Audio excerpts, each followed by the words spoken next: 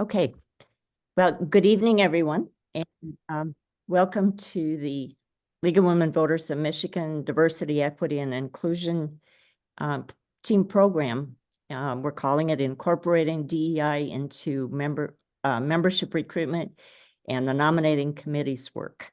And I'm Mary Kay Oline Berkey, and I'll be your moderator this evening. I have a few housekeeping items. If anyone wishes to use closed captioning, they are available. If you go to the menu at the bottom of your screen and you go over to More on the far right-hand side, halfway up or halfway down is the word Captions. And if you click on that and you say Show Captions, it'll ask if you want it in English, and then it will show that it is enabled. If you don't want to see the captions, you simply go to that same captions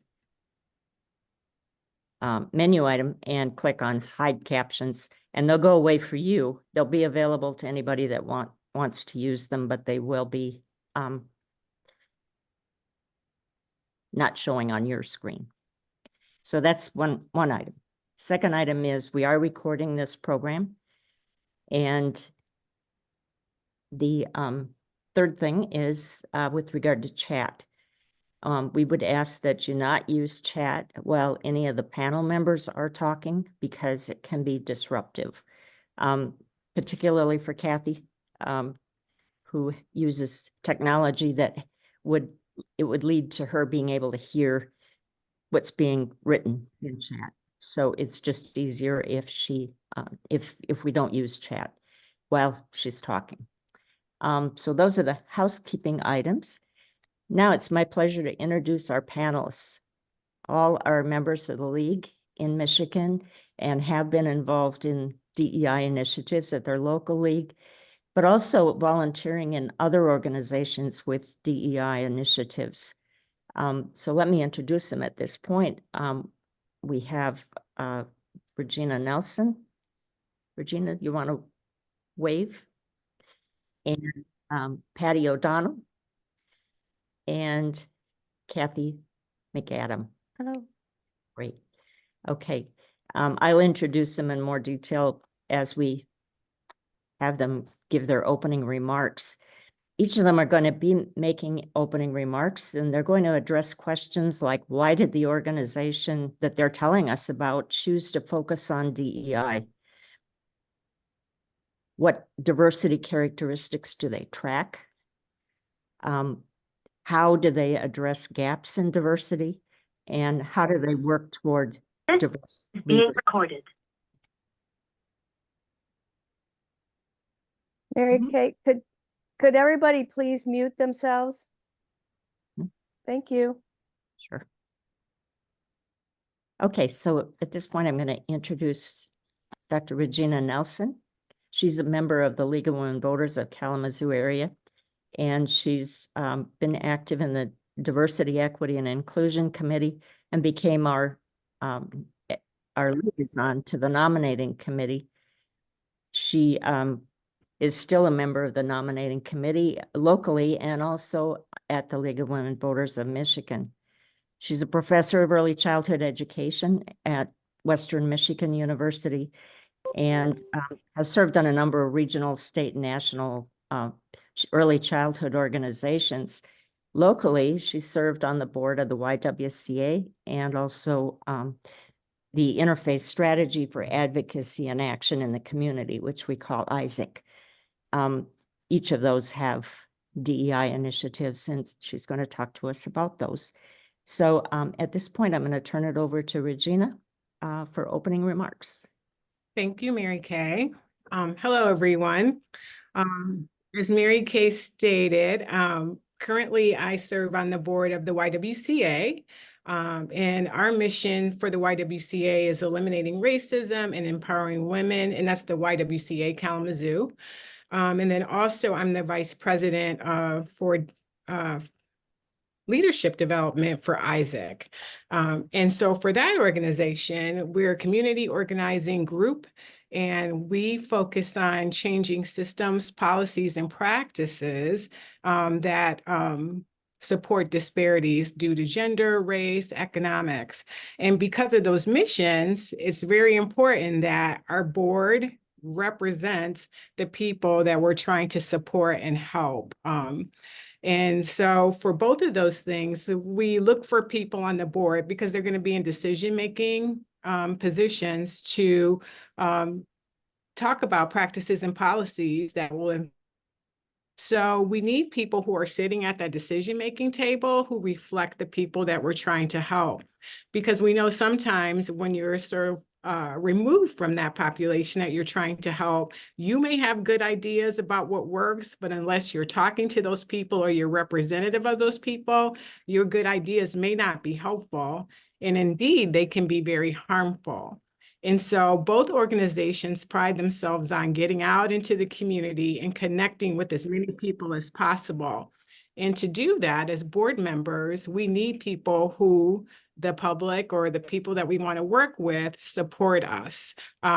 They trust us. They see us as credible and trustworthy. So when you're going out asking them about what their needs are, what resources do you need, that they trust that you're going to take that information and be helpful with it and not use them for some other purposes for your organization and kind of forget about them once you meet their goals. So that's why board members need to have that kind of background, that kind of understanding of the issues in the populations. So that diversity is really important to make sure those people are at the table. So for both of the organizations, they have policies to ensure this. So for the YWCA, it is written in a policy that at least half of the board members have to be from culturally diverse background, people of color. And currently on our board of 14 people, 9 women are BIPOC and 5 are not. For Isaac, they also have a policy that the task forces that they have, and they always have 3 issues. And for each issue that they're focusing on in a 2-year period, they have a task force. So housing is a task force that they're working on housing issues. Violence is one. And anti-racism is one. So you can see it's very important to us. For those task forces, it's written that the co-leaders of the task force, at least one of them has to be BIPOC. So same thing, it's the policy that's there in that organization that they try to uphold to ensure that this isn't an afterthought. It's something that's at the forefront of staffing the leadership in those organizations. And that's really important. One of the things that when you do that, when you're trying to get people who may not have been in leadership positions in other organizations, one of the issues you may find that there's some barriers, particularly sometimes for people of color or younger people. So I think a lot of organizations that I'm involved in, the population, the membership is older, non-BIPOC, people who are well educated and tend to have the time and the resources to volunteer. So it's kind of harder to find volunteers from your membership to step into leadership positions when they hold jobs, when they have young children, when they have to serve in other organizations in their communities and their churches. So we have to think about how do we remove the barriers for everybody to be in a leadership position? And that's a hard one.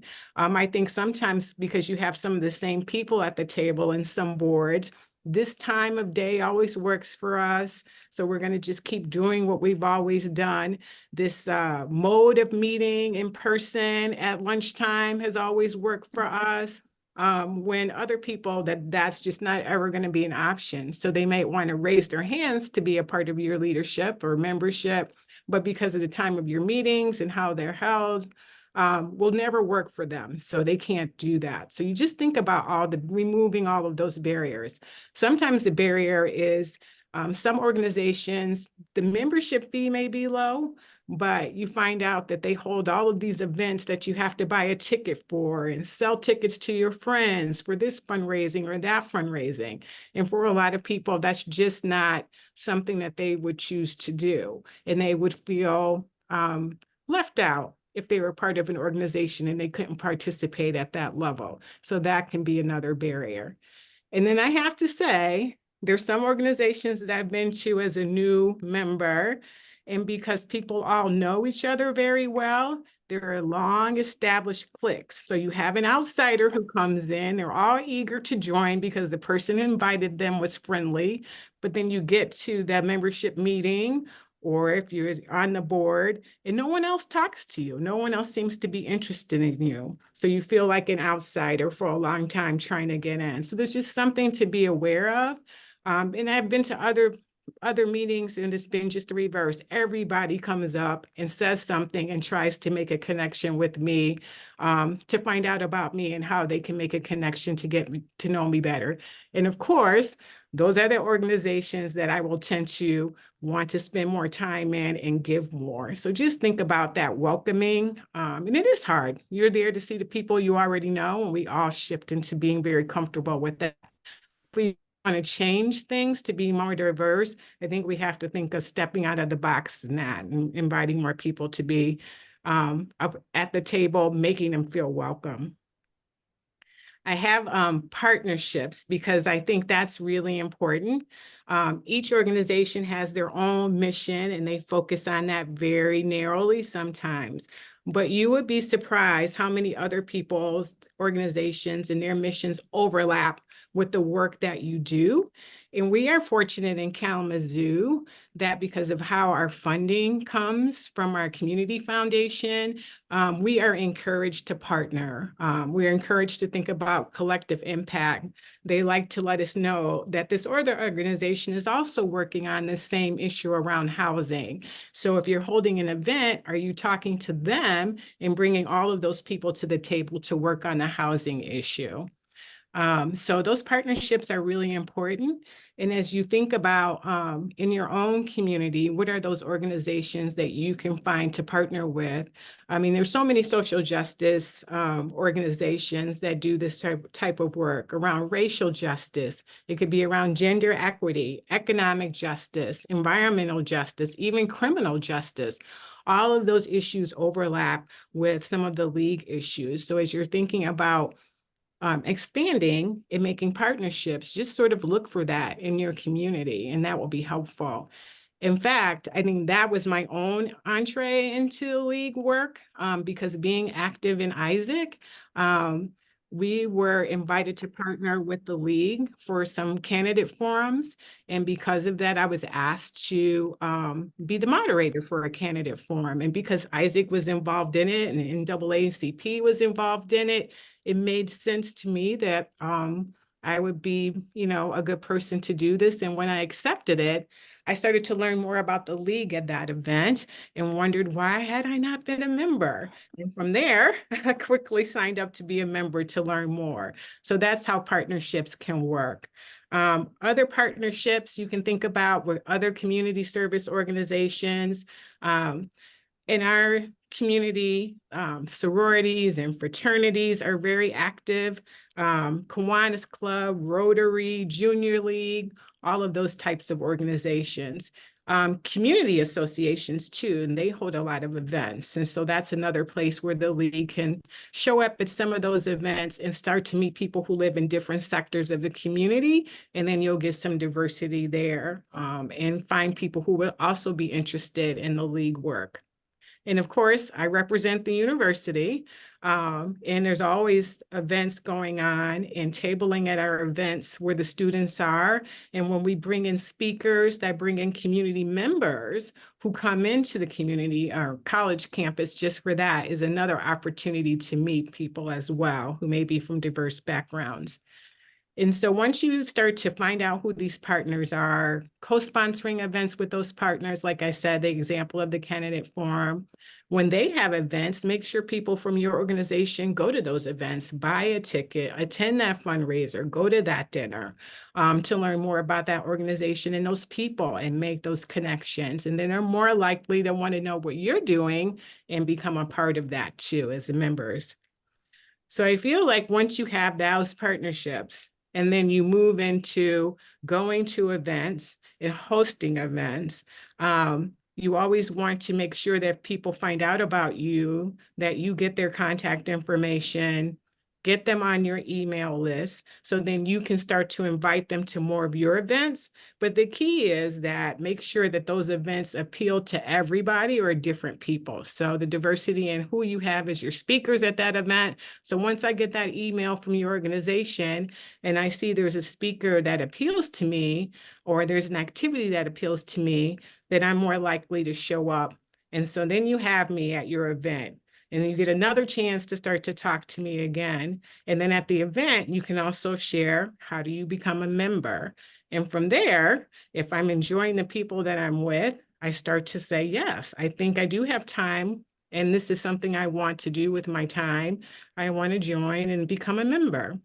And then once you have me as a member, you need to have some reason to get me more engaged in your organization so that I show up to things regularly. So if you do have regular meetings, that's great.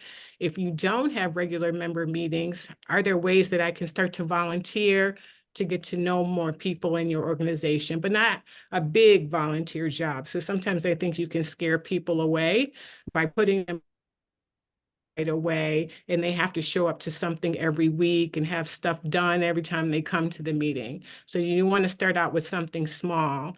And then as people start to feel more comfortable, they do want to move into maybe a committee task and do that committee work. And then you start to build that leadership pipeline. Once you've been on a committee for a year or two, eventually the leadership position becomes open and people look at the people on the committee to step into that leadership position.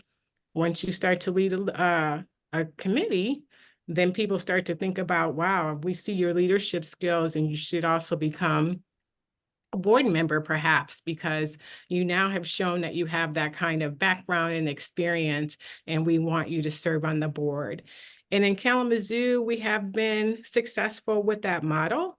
We start to look at all of our membership, and then when there's openings on the board, we think about what are the things that the board needs at this time for which position, who do we know has that skill set, but then also looking at it with the lens to diversity. So then if we need this type of skill set, we know that this person also has a diverse identity. We think that would be a good person that we want to call first, offer it to them as we go down our list. And the same with the state league, we look at that as well. So it's not that different than how we look at other types of diversity when we're looking at age diversity, geographical diversity, when we talk about it at the state league. We wouldn't want everybody on the state board to be from Metro Detroit. That wouldn't work. So it doesn't make sense that we want everybody on the state board to be all white. So just how we look at other differences, we also need to think about that as well to make the most well-rounded board that we can and the most effective board to represent everybody in the membership.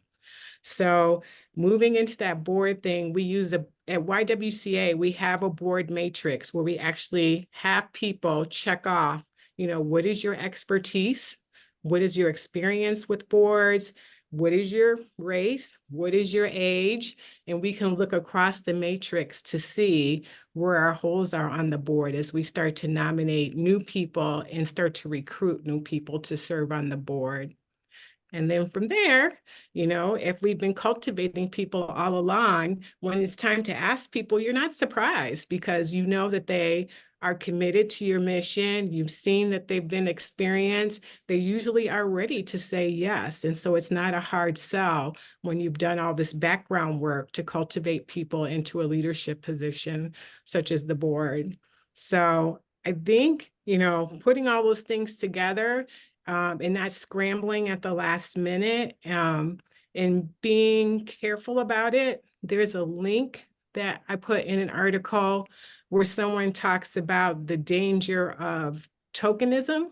And they just explain sometimes when you go up to a person of color, you're so excited that they're a part of your membership and you really want them to be on your board, but it's just because they're a person of color and you don't take the time to find out their other skill sets and what they bring. So then they do feel like a token. So when you do have those conversations with people, you should know what else they bring. You should know about their interest area, their expertise, their skill set, and tell them that you value the whole person.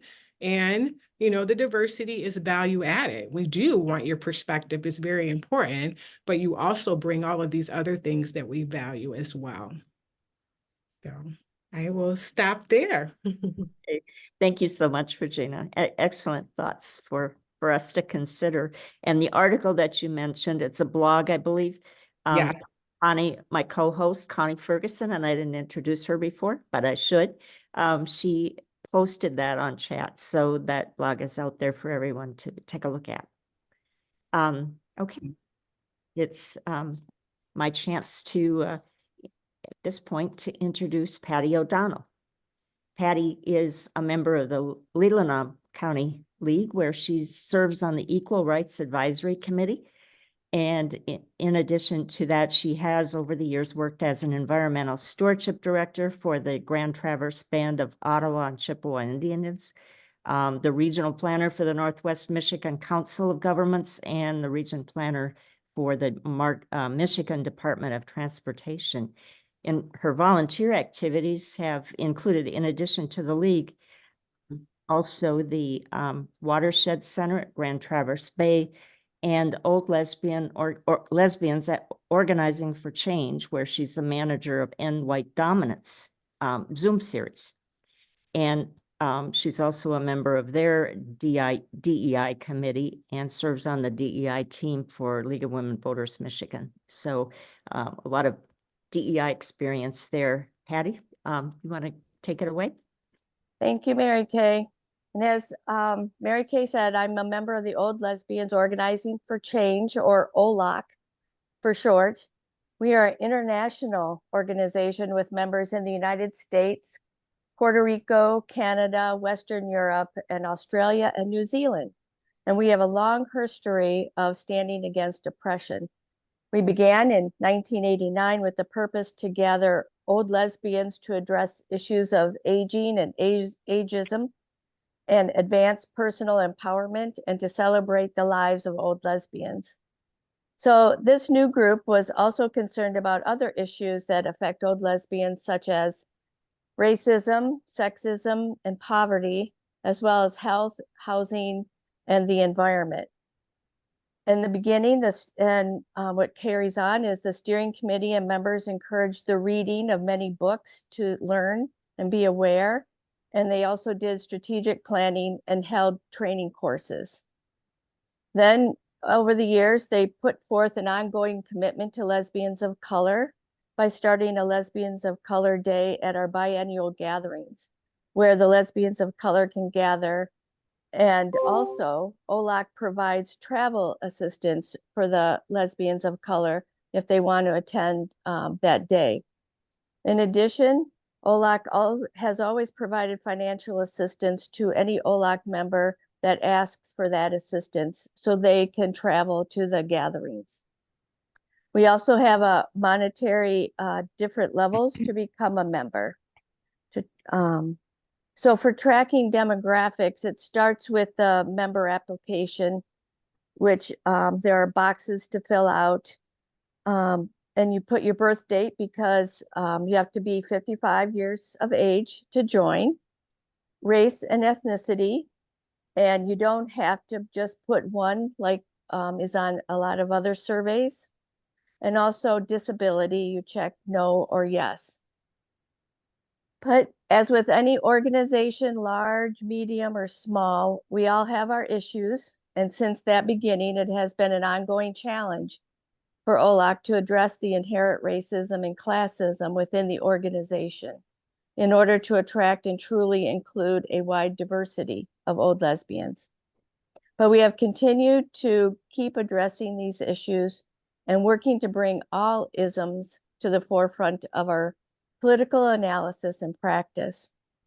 This work includes some is the suggesting, reviewing, and the scheduling of keynote speakers, programs, workshops, and entertainment at our gatherings, our monthly Zoom events, topics, and presenters, our publications such as our monthly newsletter and quarterly newsletter, our brochure, and also our website.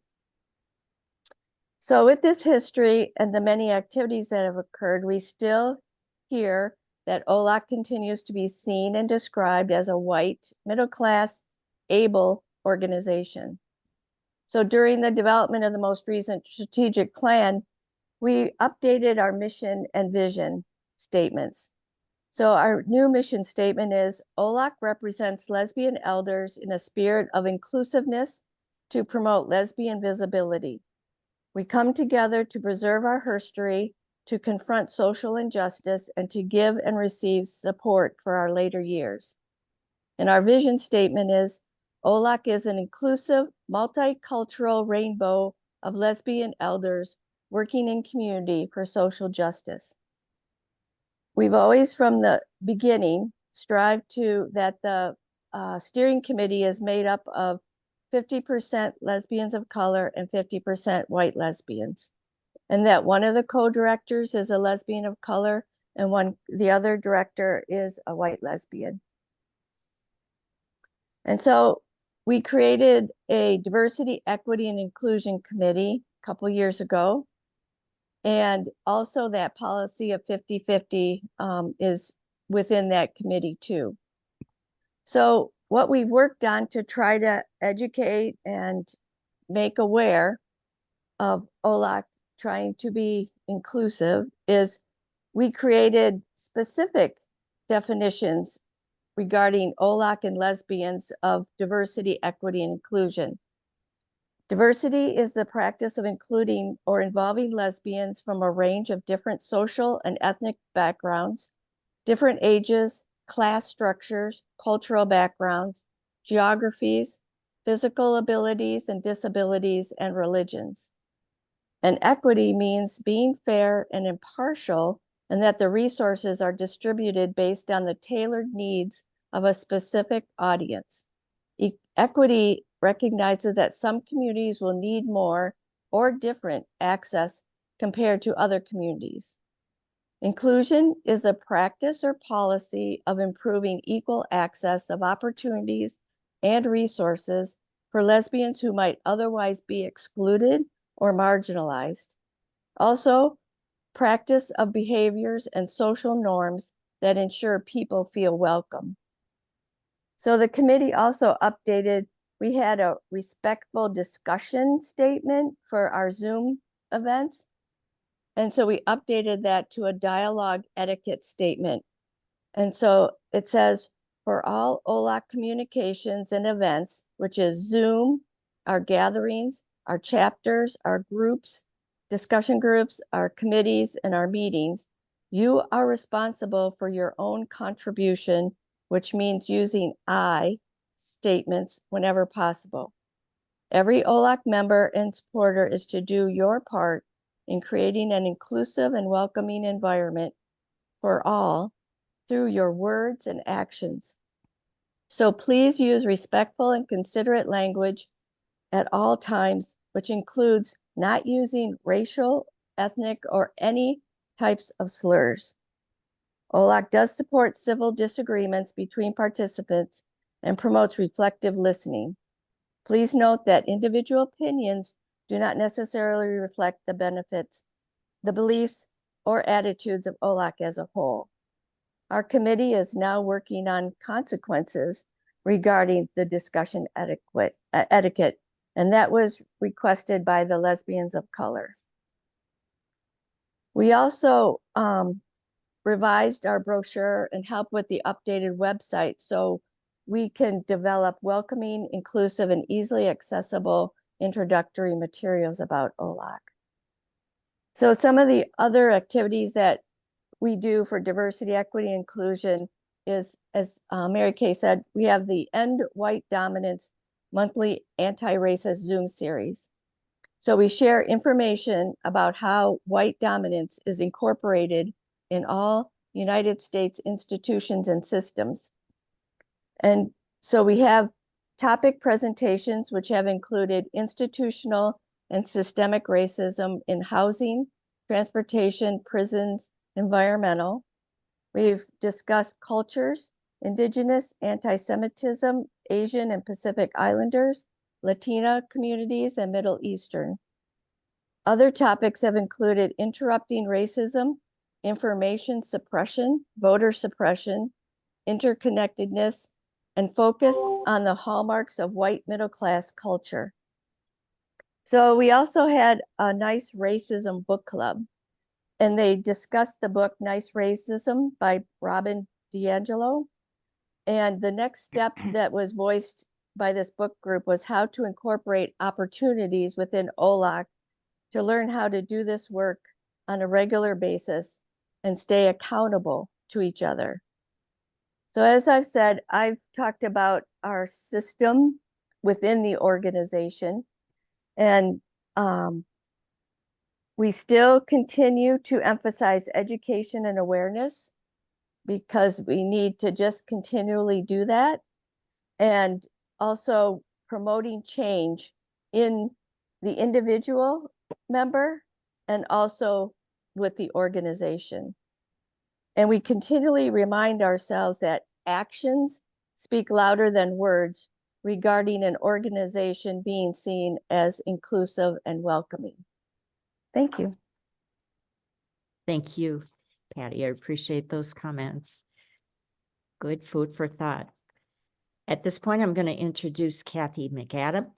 Kathy is a member of the League of Women Voters of Grosse Pointe, and she is the chair of their DEI committee.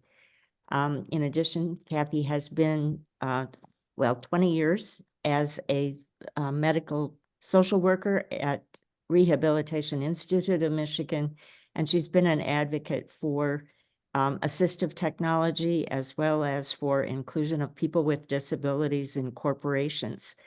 Her volunteer activities include not only the League, but also she chairs the Leader Dog Committee for the Lions Club, and she was recently appointed president of the board of the Greater Detroit Agency for the Blind and Visually Impaired. Kathy's also on the board of League of Women Voters of Michigan and the DEI team. So Kathy, opening remarks. Thank you.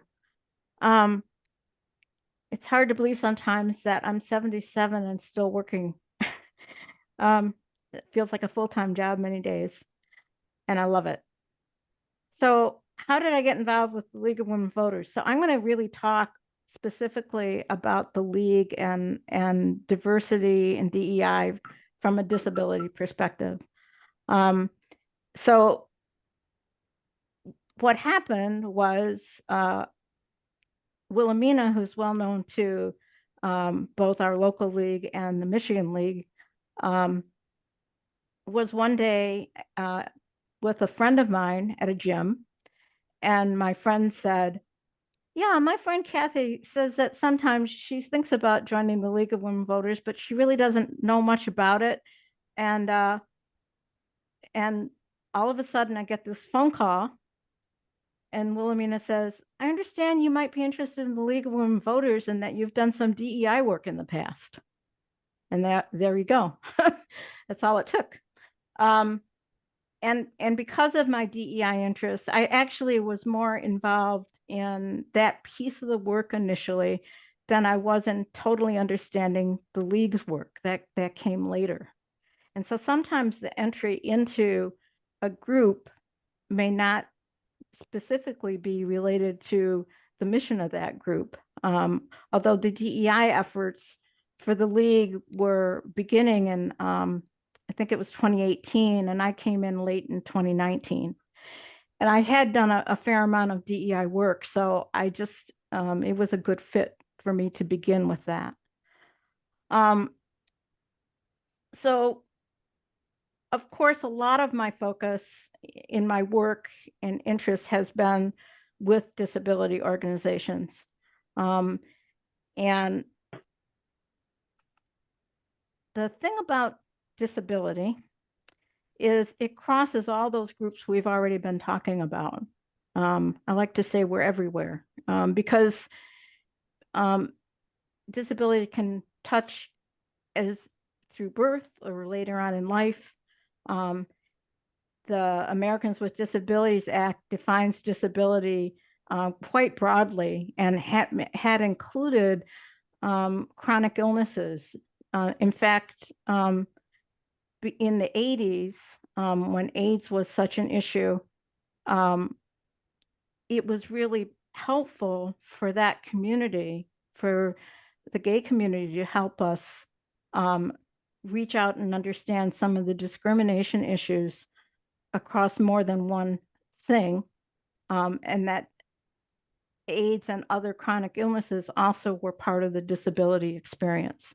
So that began to broaden the scope of what disability might look like. I had in my notes that we, those of us with disabilities are about 20% of the population. That actually, it's about 53 million people, according to the Centers for Disease Control, that identify with a disability. But that can vary. If you're in an area where there's a lot of poverty, those numbers can go up as high as 31% for some communities. So if you're looking at census data, you can see quite a disparity across different groups. So how do you address gaps in the diversity related to disability? So one of the things I was thinking about was, I'm going to be talking about that, and I'm also going to be talking a little bit more about developing board leadership and some of the resources that I'm going to share with you. But I want to start by talking a little bit about things to think about if you want to attract people with disabilities to any organization. It really helps to make sure that your meetings and events are welcoming to people with disabilities and accessible.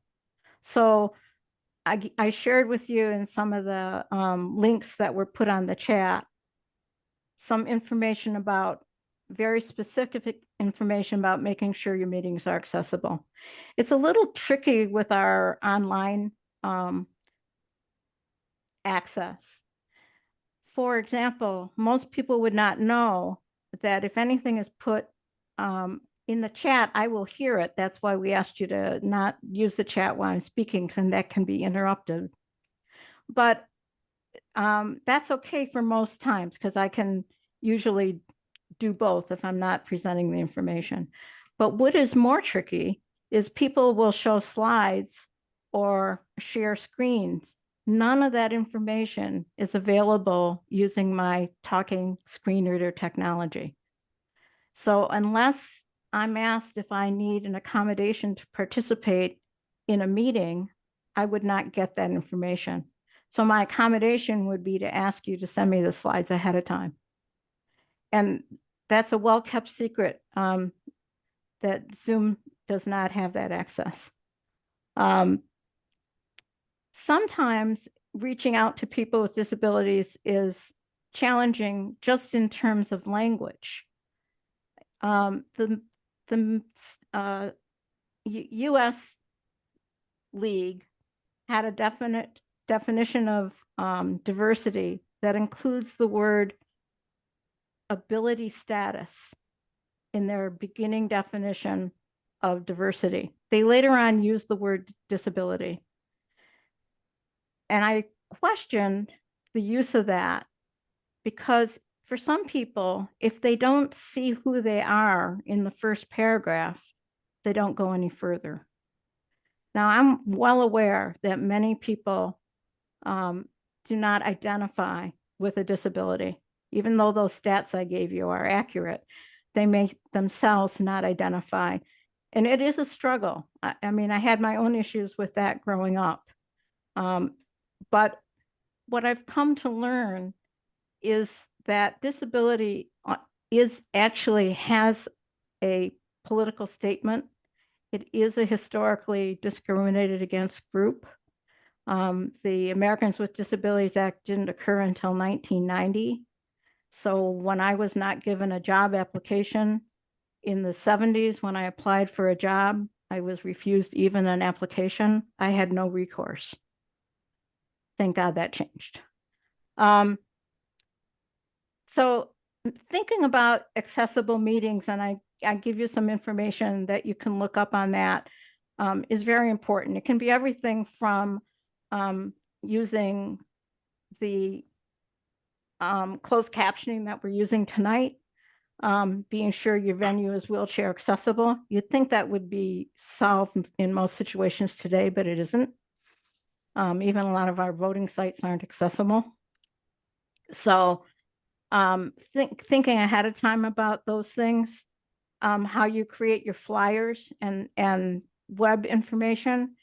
There's a lot of material out there on how to make information accessible, but it is a little bit tricky. It's not something that is always obvious. So trying to find people who can help with that can be very important. And I was very pleased to work with the Michigan League on some of the communication materials that we put together and adding some accessible material. So we are continually improving how we reach out. I gave you some, one of the links that in the resources that I put up on the screen is for voting resources for people with disabilities.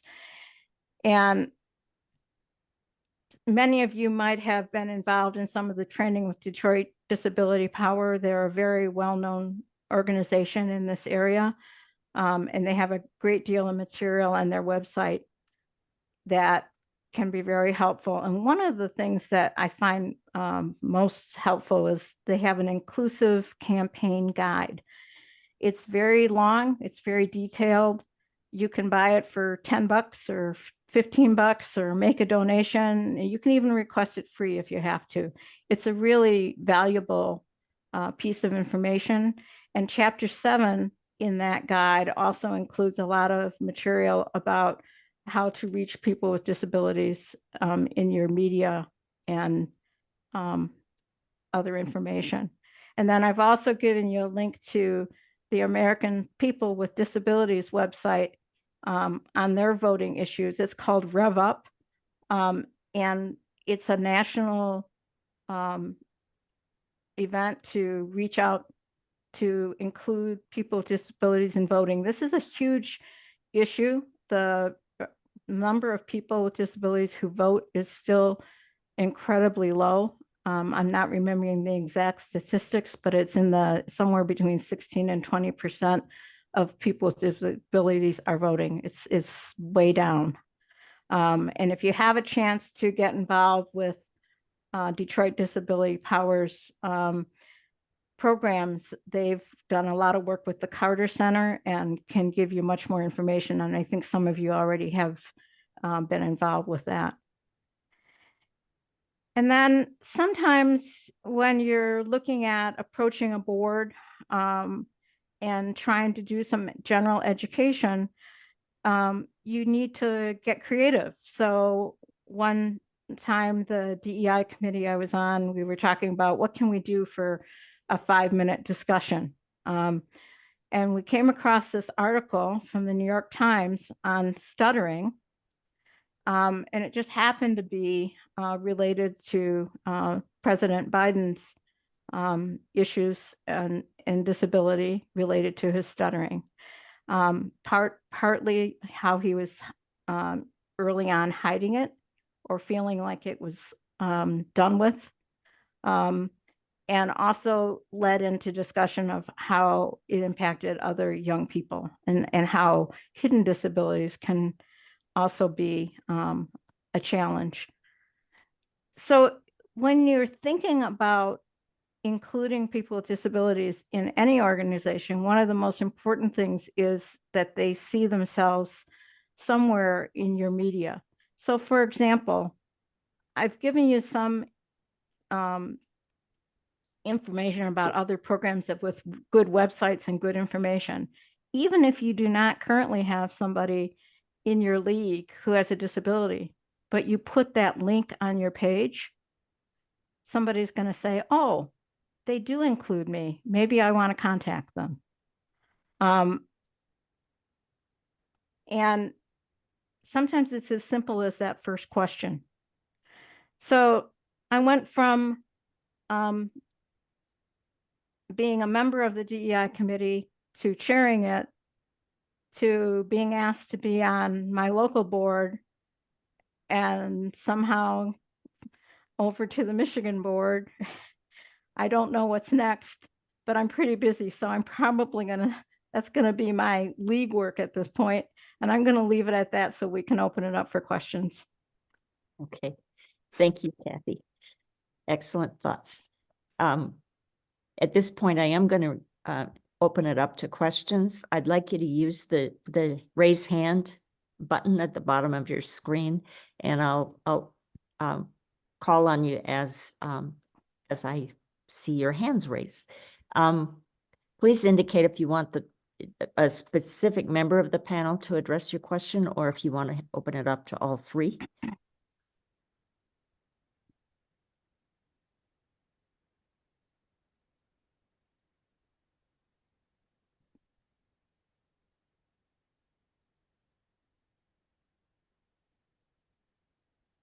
Well, I'm going to ask a question of Patty. Patty, how did you come to be a member of the League of Women Voters? Reading about them in the county paper and what topics they were doing. And so right before I retired, I took some comp time and went to their meetings because they're at noon. And it was the Women's History Month one that I was very interested in. And when I arrived, I didn't really know anybody. I knew of one person, but one of the board members came right up to me and welcomed me and sat with me and started, a little conversation. And that's like, I want to do this. So that's how I got in the local league. Okay, good. Any other questions for the panel? Yes, Janice? I don't see the little hand signal on my lower part here. So my question is, for those of you who have really moved the time of your meetings, I'm wondering if there's a time of day that any of you have found is really a better time to attract a wider diversity of our membership, because that's something, our meetings are at noon and you know who can come at noon. It's us retired women. And that's really not necessarily the group we're trying to reach out to. So I would appreciate any thoughts on that. Thank you. Well, for YWCA and Isaac, they are evening meetings with hybrid options. So if you are someone who has childcare and you want to participate and you need to participate from home, that's helpful too. So evening seems to be a good slot. And like after the dinner hour, because a lot of parents have, responsibilities right after school. So like a 4:30 or 5 meeting is not ideal either. More like 7. Mm-hmm.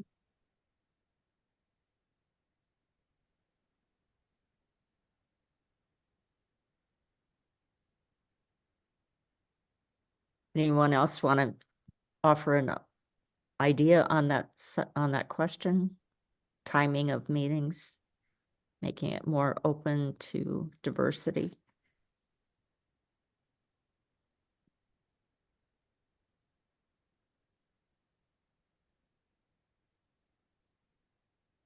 I'll raise a question for attracting younger people. Are people finding that evening times are not as good?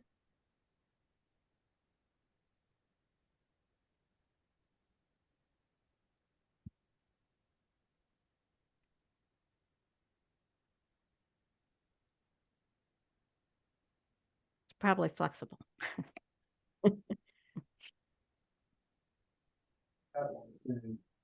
Mary Kay, I'm not sure if you can see it, but there are 3 people with hands raised. Can you see those? I can now. Mhm. Great. Let's see. Let me start with Sue Smith.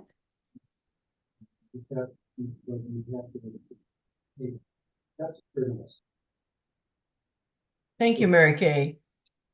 I wanted to mention something about where we meet. Many years ago, when I was involved with what was then the Ann Arbor League, we used to meet at the Women's City Club. And then we did some focus groups, and we found out that people thought, you know, you had to be rich and white and I don't know what all, in order to be a league member, because look where you were meeting. Mm. And so we found that out. We stopped meeting there and started meeting at the public libraries.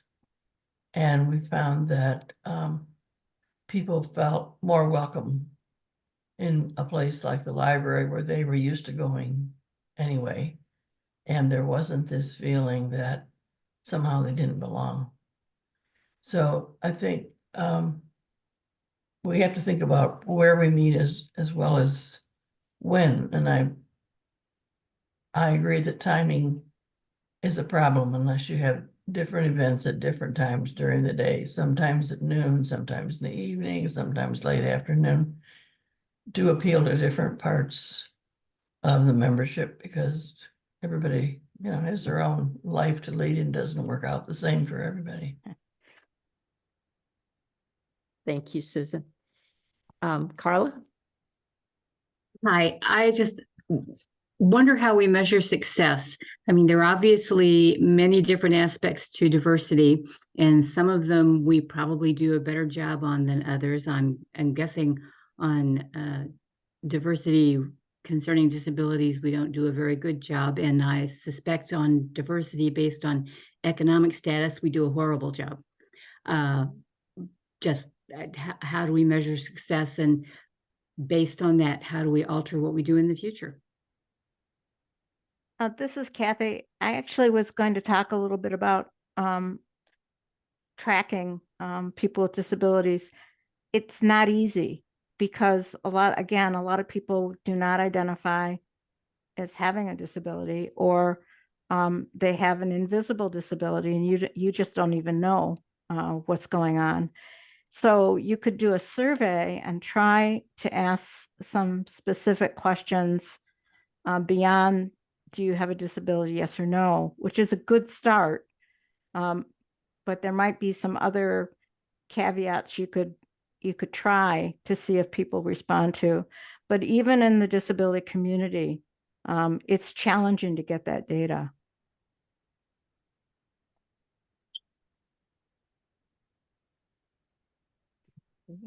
I'm going to move over to Cheryl. Yes, this is not so much around, I mean, it is around DEI, but in terms of voting, Kathy, with the report, and I haven't read it yet, but the one that Detroit Disability Power did, what would you say, especially, I know Detroit was one of the areas they looked at, and I thought others too around the Yes. state, but Yeah. what would be the 1 or 2 things that we really should be focusing on for voting encouragement and support and monitoring? I mean, what is the most important thing in getting people out to vote and helping to protect their rights in this? In the Detroit area, if you can speak to that. That's a very good question. And there is actually, we can try and find the shorter handout that gives some simple to-do things to look for. There were a lot of mobility issues that came up in that survey, that people couldn't park and get out of their cars if they had a wheelchair, without wheelchair access. Sometimes the door that was supposed to be the one you go into to get into the voting area was not accessible. Maybe it was a heavy door, or you got in the door and then because it was a school building, there were either obstacles in the way so you couldn't get past where you needed to go. So a lot of it was wheelchair access, and many of the things were actually fairly simple fixes. So one of the recommendations from the survey was to start with some of those issues and not necessarily some of the more complicated things. The use of the voting access terminal, the VAT, was highlighted quite a bit because many times it wasn't set up properly, or people weren't taking advantage of it to use it. It was originally set up for people with disabilities, but it could just be that you have low vision, and maybe you don't identify as a person with a disability, but you just have trouble reading, or you might have a learning disability, and listening to the information would do better than trying to read it. But we haven't done a very good job of educating people on using those machines, other than those of us who love them because we got to vote independently for the first time in our lives. Thank you. And Sarah, you have your hand up. I did. Thank you. This is maybe more of just a comment, ultimately a question to the entire group. In appreciation of Dr. Nelson's comments regarding the path, if you will, to developing and maintaining a diverse board, that you have to attract diverse speakers to your membership meetings, which would hopefully bring in new diversity to those meetings, where you would then have a chance to court those attendees to become members, and ultimately engage those members to be on committees and develop leadership roles, which would lead them to be a board member. All starting with this idea of attracting diverse speakers. So going out to the group and maybe to Dr. Nelson, for a league, I'm with the Detroit League, attracting diverse speakers to speak on the importance of voting, without, my concern is without looking like we're pandering.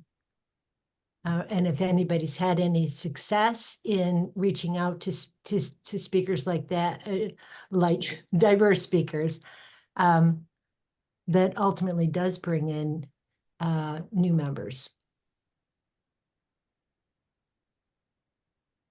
I think if you explain your intention behind wanting to hear their point of view and how to support them, it won't look like pandering. So I think it's just how you make the request or the offer. And I know Kalamazoo, we've been successful. And sometimes you ask the person in your group who is a member of that group to reach out because they already have a relationship.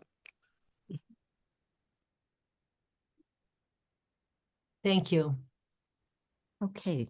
At this point, I'm going to ask each of the panel members to just give a short closing statement. I'll start with, oh, sorry. Denise, I missed you. Did you want to ask a question? Okay. We'll start with Regina. Just a couple of closing comments. Sure. I think those organizations that have been very successful with diversifying their membership and leadership have DEI in their mission, DEI in their policies, and DEI in their practices. So it's not just the one piece over here. You have to think about integrating it all the way through your organization, and put that in your strategic plan. It's possible. Thank you, Regina. Patty, your final thoughts? Yep. Based on that, I also to emphasize education and awareness, because there's still members who aren't even aware, and then we have the unconscious racism and classism, because that's been bred into us and socialized to that.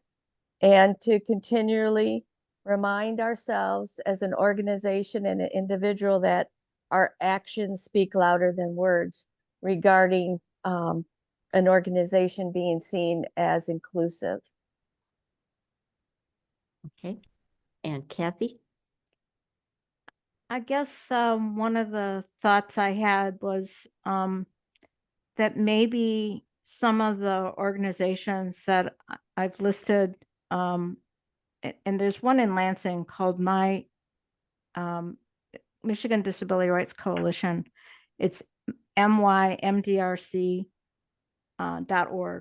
And they do a lot of education and work around disability concerns. I didn't see anything currently on their website around voting, but they do a lot with leadership development and sometimes looking at other organizations and what skills they bring and how we might offer a presentation or a talk on voting to them is another way to get in the door. Okay. Well, with that, I just want to, on behalf of the Diversity, Equity, and Inclusion team of the League of Women Voters of Michigan, I want to thank you all for joining us this evening. The DEI team has put together a set of 5 questions that we'd like to ask you to fill out before you leave today. These are things that help us to plan for future programs. So I'm going to post that right now. But again, I just want to thank everybody for being here and for participating. Thank you so much.